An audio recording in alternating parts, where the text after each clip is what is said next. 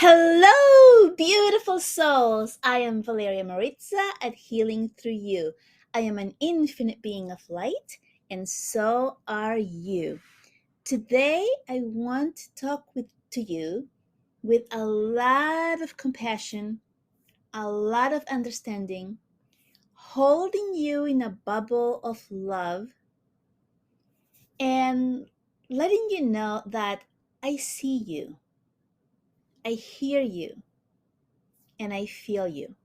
I have been through a really incredible journey of self discovery, deepening my connection with spirit, with myself, with the divine. And as I continue down this journey, I see everyone in different places of their journey. The ones who are doing the work, the ones who have awoken, the ones who um, are way ahead of me, the ones who are just beginning to see a difference, and the ones who are truly not there yet. And everyone is at the right place at the right time. It is not my place or anyone else's place to shove down anyone's throats a way of believing, being, thinking, seeing. Everyone comes out into their own being at their right time for them. And so I want to talk to you about judgment and judgment to ourselves from ourselves. It is the biggest hellback when we see ourselves and begin to compare ourselves to others. We begin to see where this person went or what they did or what they didn't do. And we begin to compare ourselves and feel as if we're even less than what we see. We're not seeing the whole picture, you see. And this whole line of thinking and believing and being, I'm talking about comparing yourself to others, comes also from the way that we were brought up. As you were brought up, you were compared or taught to compare yourself in grades, right? Or behavior. This person does that better. This person does this. And how come you're not doing it? I remember as a child, my older sister was always perfect at school. And I would come in later and I would have the same teachers and they would look at me and they would say, "Oh, are you so and so sister? Great. Are you as good as her?" There you go. The first comparison right there and then from a total stranger. Of course, I believed that I could never be as good as my sister because she was just perfect in my eyes. And so I was always feeling that I was less than. And then the teachers would comment on that, let me know that, and kind of like see me with a slight way of disappointment that, well, she's good, not as good. Okay, it's not the same. Of course, I'm not the same. We're all individual people. But as a child, I took this part as being compared to. And then, of course, I would compare myself to others who, in my eyes, were not as good as me or not as good as I. And I'm talking about in school, right? In doing the work and stuff. We have been compared in our behavior, in what we do, what we don't do, what we look like, what we don't look like. If you're heavier, if you're thinner, if you're taller, if you're hairier, whatever it is, there's always that comparison. It begins at childhood when we are born and we are that beautiful, fantastic, divine baby. That baby, you, me, everyone who, when we were born, are in our true essence of who we are. We know we're beautiful. We know we're fantastic. We know that we are amazing and we behave as such. We demand attention when we want the attention. We demand um, someone to take care of us. We act as if we are all there is, and people cater to us as such. And then the comparison starts, especially if you're not a first baby. You are always compared to the first baby in your home.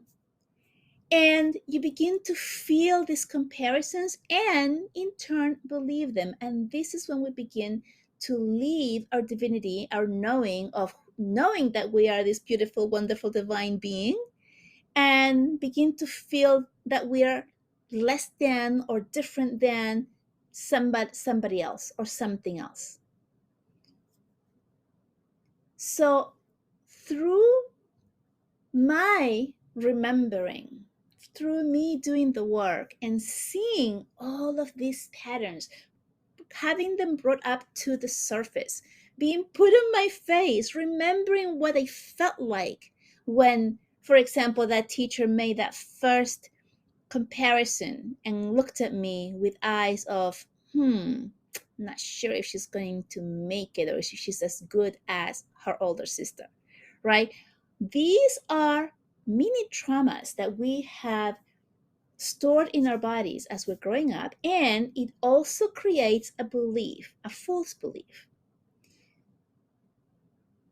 These are the beliefs that begin to accumulate in our subconscious and we begin to act as such. We begin to buy into these beliefs and behave as such.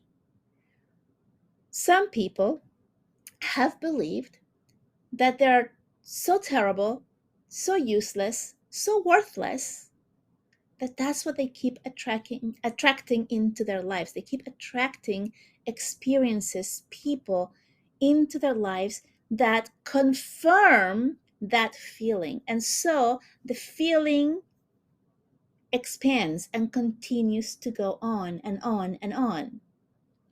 It is when we do the work and we go back and we realize the point of creation, the point of when this belief began.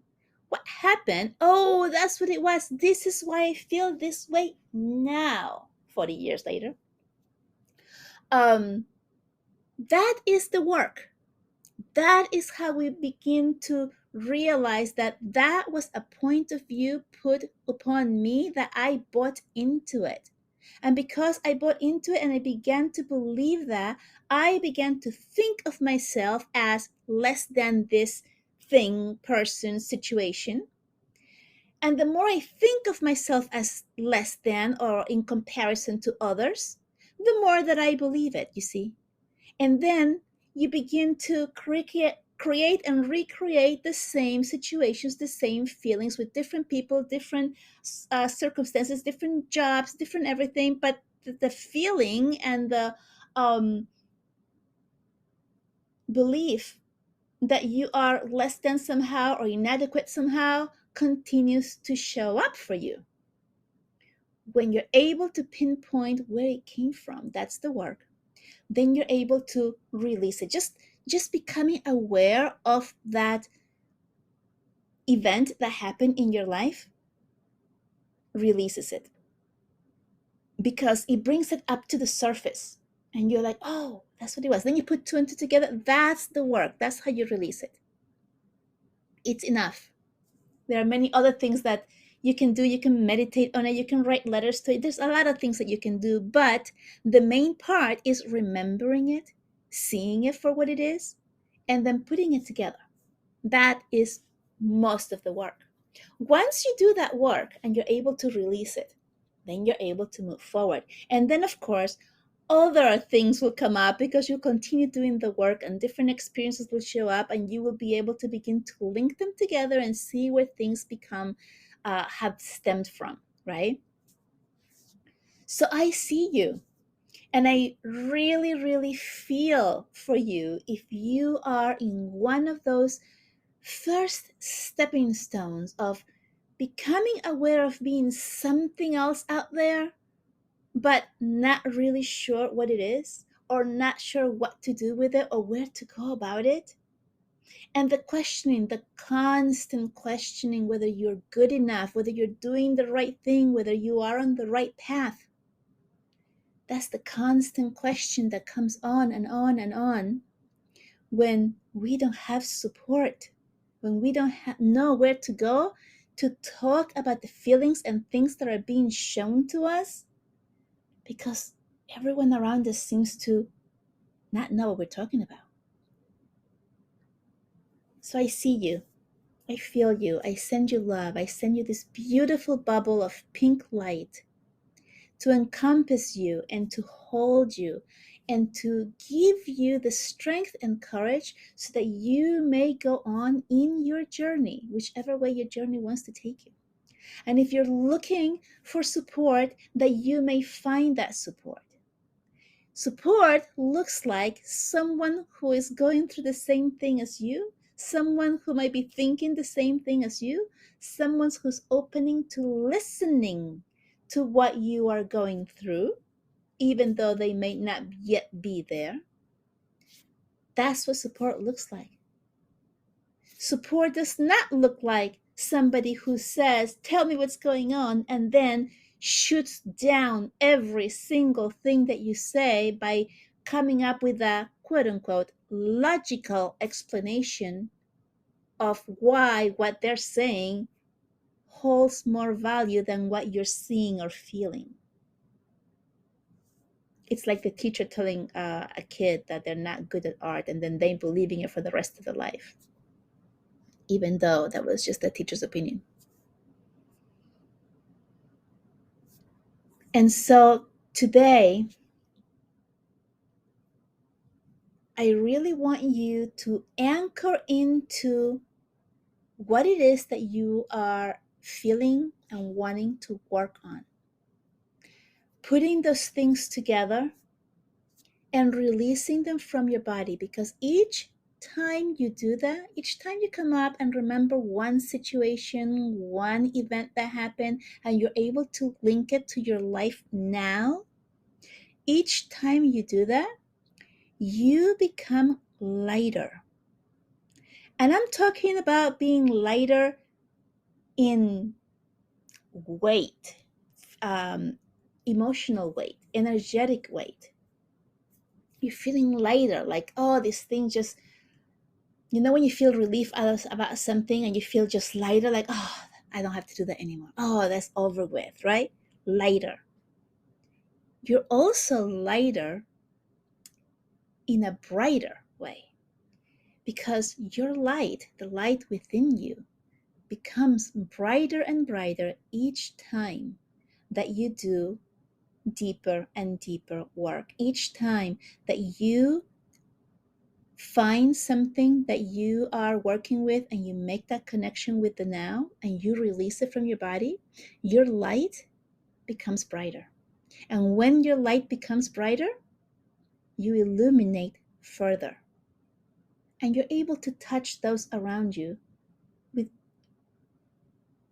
more strength. Think about this as a candle. A candle, a very, very tiny candle with a very, very small wick that's barely burning. And as that candle begins to melt, the wick begins to grow and it becomes a bigger flame and it becomes brighter and you can see more in a dark room and you can reach further in the area. That's what I'm talking about. That's your light. The more you do your work, the bigger and brighter your light within becomes. With that, I'm going to end this podcast sending you so much love, so much compassion. I see you, I feel you, I know where you are. I have been there as well. So I'm sending you so much support. Know that you are in the right path, on the right path. If you like this message and you like this podcast, please subscribe to it, like it, give it a rating. If you do give it a rating, send me a screenshot of it and I'll do a 3-card pull just for you. I'll send it to you through Messenger. And share it with anyone that you think might really like these messages and would benefit from them. Because the messages that I am receiving, that I'm sharing with you, are here to help heal the world one soul at a time, to raise the frequency one soul at a time. And you can help with this. You can help with this by doing the work in yourself. And if you feel like sharing this with somebody that you feel would benefit from it, please do so. I will be so incredibly thankful to you. With that, I will talk to you next time. Bye bye.